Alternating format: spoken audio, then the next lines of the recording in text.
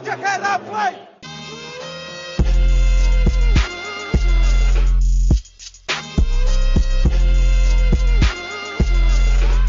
Jojo, David, živo, pozdravljen, kako si, kako gre? Zdravo, super, povej mi, a si gledal kolesarja danes?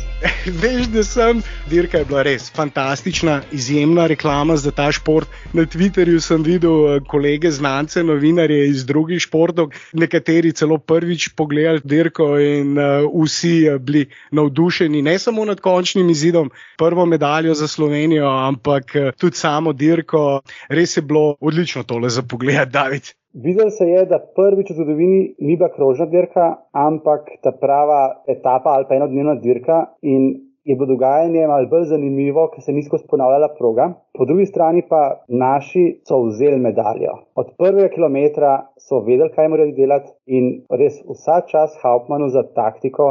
Toliko sem bil presenečen, da končno nismo bili statisti, ampak so se fanti odločili, da je treba iti po medaljo in tukaj Tratnik delal prvi del dirke oziroma kar več, kot smo prvi del. Neverjetno, res.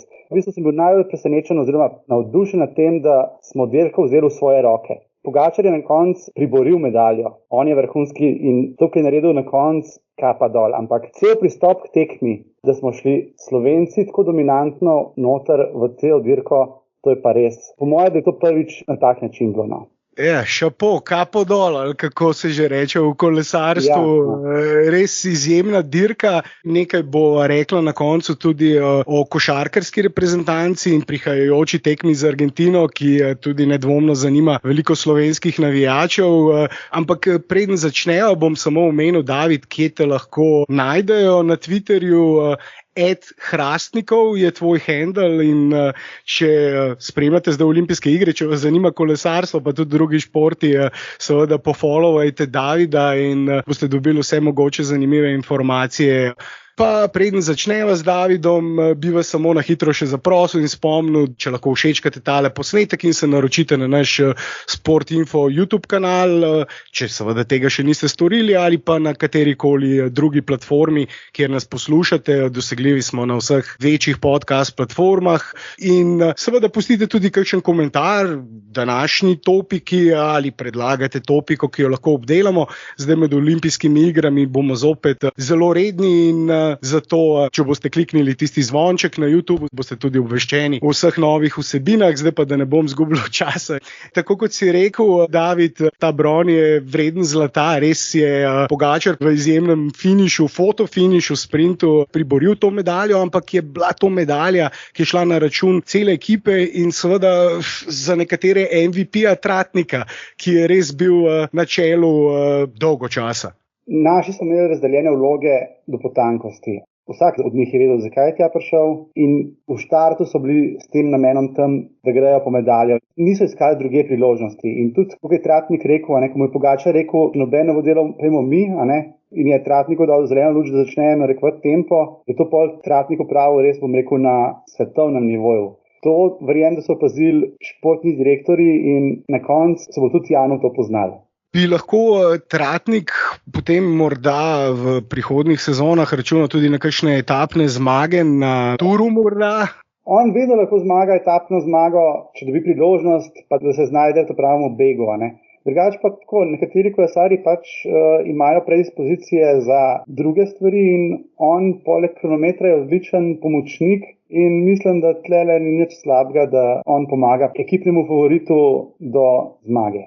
Tudi Polanc je svoje delo, sem videl, kako je tudi skrbel kot pomočnik in pomagal odlično, velja tudi njega verjetno omeniti. Ja, Polanc je sicer imel malo nesrečo s tistim padcem, lih pred tem, ko bi mogel on začeti narekovati tempo, potem je to Tratnik zadevo rešil, da je kar nadaljeval še na klanec in pokrival prve skoke. Drugače pa Polanc super pomagal s temi pokrivanji od avtomobila nazaj v glavnino, pa pomagal Primožu oziroma še bolj Tadeju spredaj dobiti vodo in hrano. Tukaj morajo verjetno kolesarji res ogromno moči porabiti, da nadoknadi in prenese vse to. Tudi psihološko si predstavljaš, da moraš malo nehati, da spustiš vse ostale naprej, počakaš avto in potem spet nazaj goniti, da prideš v spredje. Sploh danes, ko sta bila postavljena Tratnik pa Pogačar čist spredaj v pelotonu, je kar dolga pot od avtomobila spet prijeti naprej, ne. Tako da tle dal res volant svoj del zraven. Primož je pa pač probaval in se je skozi vedel, da bo treba se odločiti na sami dirki, kdo bo šel zdaj na medaljo, ne? Ali bo to Tadej ali Primož. Da bi šla oba, je bila v bistvu navijaška želja mogoče, ampak realno pa ne, ne? V vsakem primeru bi se nekdo mogel za drugega žrtvovati. Zelo majhna verjetnost, da bi oba lahko bila v tisti zaključni skupini, no. Je pa res, da Primoža je malo presenetila ta njegova pripravljenost. Ne vem, a je mislil, da je boljš pripravljen ali pa ima še posledice tistega padca in še ni čisto ukreval, a ne? Verjetno te posledice zagotovo je še čutil, težave s trtico so bile omenjene in tisti padec je bil res grd in je treba pač kapo dol dati samo zato, da je pač že bil na tej dirki. To je bilo tudi eno od vprašanj, kako bo po tistem padcu okreval, kako je okreval v tem obdobju, kako bo pripravljen, ni verjetno mogel trenirati takoj nekaj časa, zagotovo si mogel za rehabilitacijo vzeti. Ja, sigurno. Ko si omenjal sodelovanje slovenskih kolesarjev, pri pobegih ni bilo kakšnega sodelovanja, razen McNulty in Carapaz, prelomni pobeg, si nekako računal, da bo Carapaz tako močan? Prav konkretno Carapaza nisem računal, ampak ko sem videl, če sta Mikuni pas, da so pokrili Pogačarja oziroma da ima Pogačar premajhno razliko, da bi šel sam do cilja, oziroma da bi šli tisti trije prvi do cilja. Tako je, v teh pobegih oziroma v teh napadih vedno na koncu kalkulirajo, koliko je kdo dober v šprintu. In Pogačar, kako je tudi pokazal na koncu, je bil drugi šprinter za Van Aertom v tej skupini. In nihče ni želel z njemu do cilja. Van Aert in Pogačar oba sta imela težave, kdo bo z njima sodeloval. Tako da sem pričakoval, da bo nekdo šel, ker je pa nemogoče 30 km do cilja pokrivati vsak skok po vsazga. Pogačar je dolgo časa poskušal pokrivati nekaj skokov, ampak na koncu... Ne gre več, a ne. In se mi zdi, da na koncu tiskaj Van Aert naredil, da je v bistvu se odločil, da bo on probal pokriti tiste konce, ki so skoraj ujeli že, ko so ujeli McNultyja. Je on odprl še eno medaljo zraven. Se razumemo, recimo, ni bila več na voljo samo bronasta, ampak je bila tudi srebrna. In takrat je tudi Van Aert dobil pomoč, ker so ugotovili, tudi če me Van Aert prešprinta, je še ena medalja zame. In tle je ta kalkulacija, da so pol malo več sodelovali tudi ostali. In Pogačar na koncu odlično, to je pa za njegovih 22 let neverjetno, kako on razume situacijo na progi, idealno postavil za Van Aerta in se je lepo videl, ker ni pustil Molemi mesta. In sta se s komolčki borila, kdo bo za Van Aertom vozil do cilja, ne. In to se pa pozna, recimo, da je Pogačar zmagovalec tura in ne rab več umakniti se vsakmu starejšemu, ki zapelje proti njemu. No. Tako da to je tle Pogačar to izvrstno naredil, da je bil v vrhunski poziciji, v bistvu je Van Aert za njega naredil lead out in nemogoče, da bi Pogačar je do prešprintal v taki poziciji. Ja, odločali so na koncu res centimetri. Ja, treba je vedeti, da Van Aert je za te klasike oziroma enodnevne dirke verjetno najboljši kolesar na svetu trenutno. Ja, tisti pobeg, ki ga je potem Van Aert pokril McNultyja in Carapaza, dolgo časa se je v bistvu zdelo, ko sta imela že skoraj da minuto prednosti, tam nekje 20 km pred ciljem, se je zdelo, da sta v bistvu zlata in srebrna medalja, da sta obe že oddani. Potem je pa Van Aert res odlično odreagiral in ujel ta priključek in na koncu res po 6 urah in 234 kilometrih, mislim, da je bila ta dirka tokrat dolga, da na koncu odločajo tisti centimetri, pa bi te vprašal že pri teh centimetrih, ker sem videl nekaj debat na Twitterju, na Facebooku, komentarjev o velikosti kolesa, ki je mogoče tukaj na koncu odnesla medaljo, glede na to, da je Van Aert seveda višji in ima nekaj večje, daljše kolo. Je res na koncu mogoče tudi to bil en faktor? Ne, mislim, da ne. Da te velikost kolesa nima take vloge. treba vedeti, da Van Aert je v Parizu v šprintu prehitel Cavendisha, kar pomeni, da je ne samo en najboljših kolesarjev za enodnevne dirke, ampak en najboljših šprinterjev in tudi en najboljših kronometristov na svetu. In mislim, da v šprintu premagati Van Aerta je zelo, zelo težko. Če smo tako odkriti, zakaj bi Pogačar lahko zraven, je bila utrujenost Van Aerta v tem ciljnem šprintu. Ker je pokrival tisti pobeg. Ja, pa tudi prej te klanci, pač on je težji kolesar in so te klanci ga še bolj izmučijo. In kadar ima Van Aert zelo težko progo za sabo, je počasnejši v šprintu kot običajno. To zdaj ne pomeni, da na običajni šprinterski etapi Pogačar recimo lahko šprinta z Van Aertom. To je treba vedeti, da to so te razlike, ki jih naredi pol taka težka proga. Ampak seveda, proga je taka in zmagal je Carapaz, ki sploh ni šprinter, tako da se mi zdi, da na koncu proga pokaže, kdo je na tej progi najboljši. Nedvomno, če seveda ne gre za kakšno višjo silo, kakšno okvaro, padec, po taki preizkušnji noben ne more reči Carapazu, da ni več kot zasluženo. Res izjemna dirka, izjemen finiš. Odličen začetek olimpijskih iger za Slovenijo, pa bi te vprašal zdaj še za kronometer. Primož Roglič je predviden naš tekmovalec za nastop v sredo. Mislim, da so pogledala, preden so začela snemati ob 7:00, se bo začel kronometer pri nas. Tvoja pričakovanja, napovedi za ta preizkus? Primož je nekako v svojih izjavah po današnji dirki malce dvomil v svojo pripravljenost. Misliš, da bo on zagotovo tam nastopil ali glede na tudi te težave, ki sva jih omenila, morebitne posledice, ki jih še čuti po tistem padcu na Turu? Ja, zdaj tako, Primoža lahko zamenjajo edin z zdravniškim potrdilom. To načeloma ne bi bilo težko, če bo potrebno, pač, če bo rekel, da je poškodovan, bo naredil zamenjavo.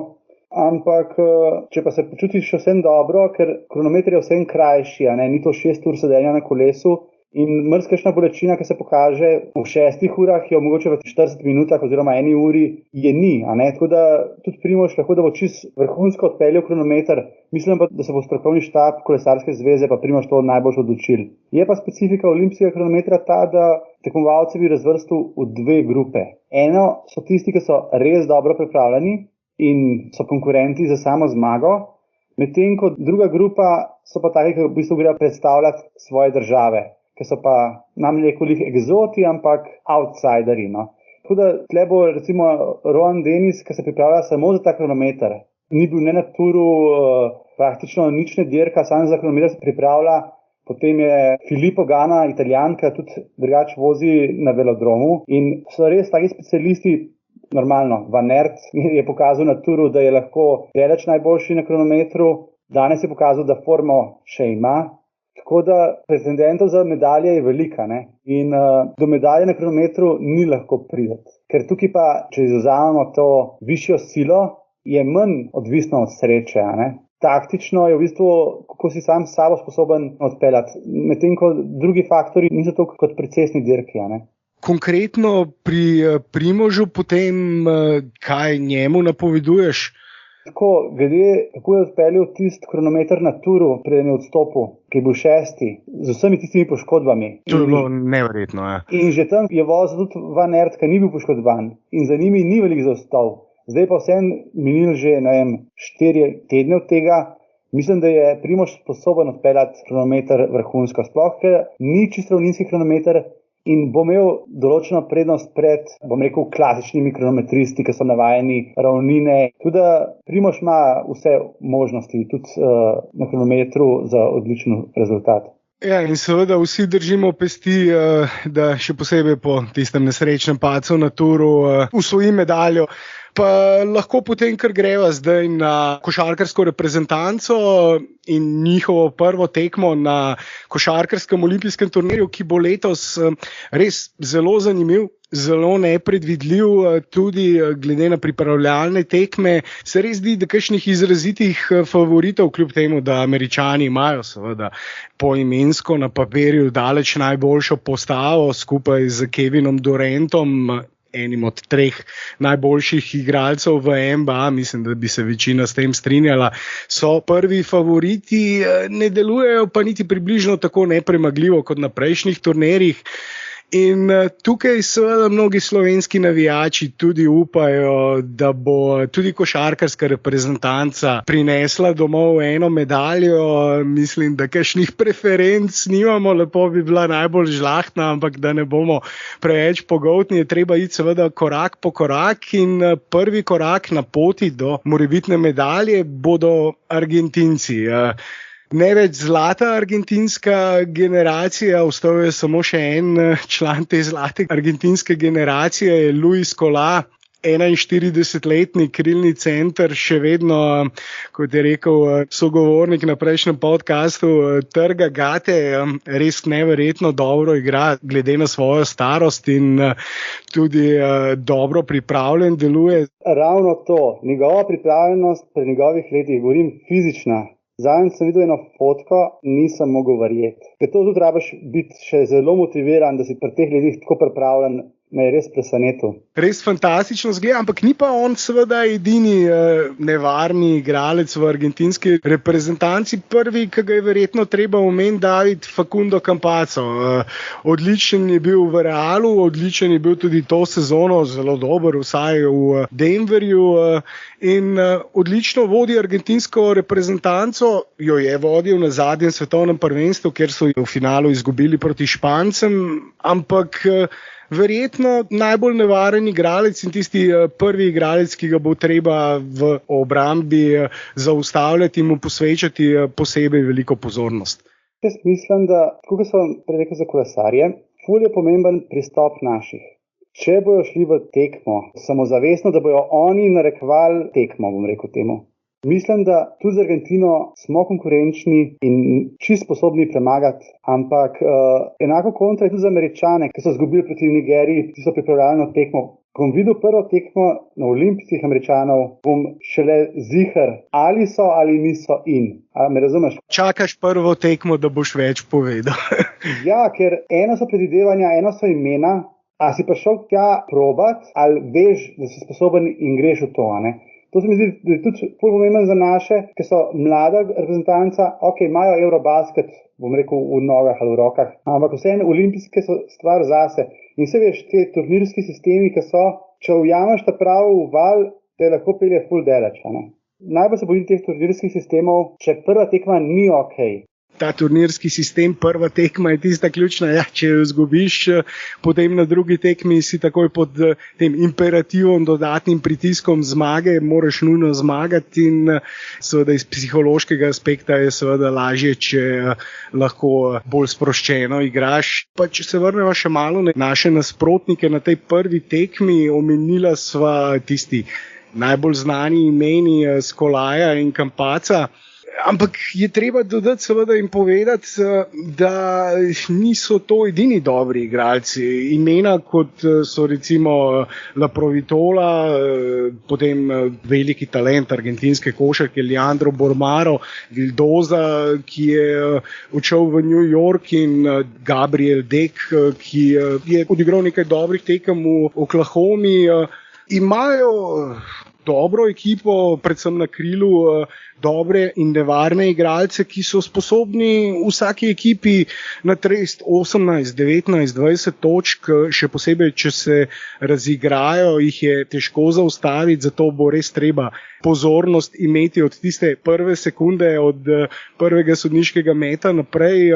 Se mi zdi, da naši, kadar igrajo lahkotno v napadu, enostavno zamori nasprotno ekipo. Ok, vsi skozi pravimo, obramba je pomembna, seveda je pomembna, ampak meni se zdi, da ta lahkotnost naših, ko dosegajo koše, ubija to motivacijo nasprotnika, ker karkoli oni dajo, damo mi več. Potem pa začnejo slabše igrati v napadu nasprotniki, pa mi še bolj zvejamo v obrambi. Kako si pa rekel za Argentince, imajo zadnji te mlade, ki v bistvu vsi skozi naprej porivajo medijsko Scolaja kot veterana, ampak v osnovi je to dosti mlada reprezentanca. Tle pri njih prihaja neka nova, skoraj zlata generacija. Povprečna starost argentinske reprezentance je 28 let, tako da ni tako zelo stara reprezentanca, res pa je, da tisti igralci, na katere se najbolj zanašajo, ki igrajo še vedno največjo vlogo, Skola, Campazzo, tudi Laprovitola, so vsi preko 30, Skola preko 40, pa rekla, je neverjeten in odličen igralec, predvsem pa odličen igralec, ki je 2004 z Argentino osvojil zlato olimpijsko medaljo in zagotovo po tistem uspehu na svetovnem prvenstvu 2019, tudi na teh olimpijskih igrah ta reprezentanca meri visoko. Če ne bodo na koncu prišli do medalje, bodo zagotovo razočarani in jih ne gre podcenjevati. Bolj malo, recimo, se mi zdi en tak izjemen talent, ne vem, kako bojo pa igrali po minutah, a ne? Ja, Skola, Campazzo še vedno je ekipa nekako zgrajena okoli teh dveh in bo treba to izkoristiti na nek način, napadati Skolaja v pick and rollu, v tranziciji hitro igrati in tisto, kar si povedal, je tudi pomembno, da začnemo od začetka, napademo, diktiramo mi ritem, da ne pustimo, da nam Argentina usili svoj ritem igre, ampak da smo mi tisti, ki njim usilimo naš stil igre. Ampak to mislim, da ni težava, ker je Luka tako dominanten igralec, da on vsakemu nasprotniku usili svoj način igre. In bo zanimivo videti, ali ga bo morda Campazzo pokrival v NBA, ga je nekajkrat to sezono, ko sta se Denver in Dallas srečala, njegova kvaliteta je obramba, ampak tukaj ima seveda Luka veliko prednost v višini in moči in tukaj, če ga bo Campazzo pokrival, mislim, da bi moral izkoristiti Luka v postu svojo višino, da bi bilo treba na post igrati in tako kot si ti rekel, Luka je taka kvaliteta, ki lahko vedno vsakemu nasprotniku usili svoj ritem igre oziroma glede na to, kako se odzove obramba, seveda izkoristi tisto šibko točko. Sposoben je igrati na zunanjih položajih ali pa pod obročem izpod posta, ima tudi odlično hrbtno tehniko in tudi tako lahko zaključi in bo zanimivo videti, kako se bo seveda selektor Sekulić na sami tekmi prilagajal. V Litvi se je odlično prilagajal, predvsem na tekmi z Litvo. Recimo, ko so ga začeli na zunanjih položajih Luko podvajati, takoj potem hitra prilagoditev in nekaj akcij v post, ki so se potem tudi uspešno končali ali z Lukovim košem ali pa če kdo potem pride v post ga podvajati, podaja seveda prostemu strelcu, ki dobi odprt met in te so naši zelo dobro izkoriščali. Ko si omenjal še napad in našo poletno igro, energijo, s katero smo igrali v Litvi, sem pogledal še statistiko iz Litve in velja poudariti to, da naš napad je bil res izjemen in če bomo tak napad, tak nivo igre obdržali tudi na tem olimpijskem turnirju, tako formo ujeli, tudi tukaj nas bo zelo težko premagala vsaka ekipa, vključno z Američani. Mi smo v Litvi dajali 106 točk povprečno na tekmo ob 53% metu iz igre, kar 46% za 3. In je potrebno povedati, da recimo Litva, ki je bila druga po številu doseženih točk na tekmo, je dajala 86 točk na tekmo na tistem turnirju, 20 točk manj kot naša ekipa. Naš napad z Luko na čelu, seveda to head of the snake, kot radi rečejo Američani, je tam deloval izjemno in če bo tako deloval tudi na prvi tekmi, potem mislim, da David se ni zabad za končno zmago. Mislim pa, da bo Luka mogel odigrati svoje minute, a ne? Potem pa upam, da Sekulić najde na vsaki tekmi tisto peterko, ki je tisti dan v formi, a ne? Da bomo sposobni vsako tekmo najdeti neko peterko, ki bo pasala in na nasprotnika in bo v tisti dnevni formi, da bo te, jaz jim rečem, trojka zicari, ki jim Luka daje, da bojo padali noter, ne? Trojka zicari, danes to pogosto rečemo, mnogi starejši ljubitelji košarke, tradicionalisti v košarki, recimo radi še vedno vidijo igro v postu, igro pod košem, igro na moč, igro, kjer se zabijaš tudi v zono, če je treba, ali pa zgoščeno obrambo pod košem, ampak danes so res ostrostrelci tako dobri, da vsak povprečen strelec v dobri ekipi odprte mete zadeva z več kot 50%, nekateri pa še dosti višjimi, in te trojkazice, ki si jih omenil, to seveda, ko tvojo igro vodi Luka, je standardna dieta tvoje ekipe, veš, da bodo soigralci dobili več kot dovolj odprtih metov. Pa še ko si omenil pripravljalne tekme Argentine, tudi bi se za trenutek še preden zaključil lahko teh dotaknila, kaj so pokazale. Res je, David, niso igrali najbolje, izgubili so vse tri, izgubili so recimo tudi proti Nigeriji pripravljalno tekmo in to zelo, zelo prepričljivo, 94-71 je bilo za Nigerijo, ampak je pa Nigerija premagala tudi Američane na tem pripravljalnem turnirju v Las Vegasu, kjer je igrala še Avstralija. Torej, res močan pripravljalni turnir, Združene države Amerike, Avstralija, Argentina in Nigerija. Argentina je na tem turnirju končala na zadnjem mestu, proti Američanom so izgubili za skoraj 30 točk, proti Avstraliji pa za 8. Vse tekme so precej prepričljivo izgubili. Zdaj, kakšno formo bojo pa ujeli na tem olimpijskem turnirju? Zaradi tega, ker je to praktično enaka reprezentanca, ki je na svetovnem prvenstvu pred 2 letoma prišla v finale, jih v nobeni situaciji ne bi odpisal. Tudi v teh končnih bojih za medalje, če seveda, tako kot sva rekla, ujamejo to formo. V ponedeljek ob 6:40 bo Slovenija igrala to tekmo proti Argentini, po našem času seveda, to velja še omeniti, in potem po tekmi tudi nov podcast, tako da lahko še enkrat na hitro spomnim, če še niste naročeni na naše Sportinfo.si podcast platforme, to storite. David, bi tukaj še kaj dodal ali se počasi lahko posloviva? Ja, jaz sem še to, da upam, da danes so imeli dobro zabavo v olimpijski vasi, da so se to naši košarkarji malo nalezali ali pa da so začutili to medaljo in da jih bo to v bistvu še bolj podžgal. Ker verjamem pa, da so danes kolesarji znali proslaviti medaljo. Kolesarji nedvomno, oni si tudi zaslužijo, pa jaz vseeno upam, da košarkarji, ki jih pa še čaka dokazovanje, oni pa še morajo svojih, v narekovajih, 234 km oddelati, in upam, da hodijo zdaj enkrat bolj zgodaj spat in dobijo dovolj počitka in nobene zabave. Potem po turnirju pa seveda lahko nadoknadijo in verjamem, da če bojo seveda uspešni, bojo to tudi naredili. Ja, David, naj čaka, zagotovo upam, da boš lahko našel čas, da se mi še kaj pridružiš med olimpijskimi, da še kaj predebatirava in kakšno rečeva na temo ali kolesarstva ali pa košarke ali pa kakšnega drugega športa, ker je tvoja športna preteklost in zgodovina zelo bogata in zanimiva in tudi tvoje izkušnje. Enkrat prej ali slej bo mogla reči tudi kakšno o ameriškem nogometu, kakšen podcast, preden se začne sezona, mogoče glede na to, da si ga igral in tudi treniral ekipo, tako da imava še kar nekaj topika med olimpijskimi. Ja. Super, se že veselim naslednjih debat. Hvala, da si lahko zdaj ob tej kar pozni uri že vzel čas, da nekako zavijeva pentlo po ta prvi dan in se zazreva proti tej tekmi z Argentino. Pa se v priliki upam, da kmalu spet slišiva. Ja, hvala za povabilo, pa lep pozdrav. Enako, živijo.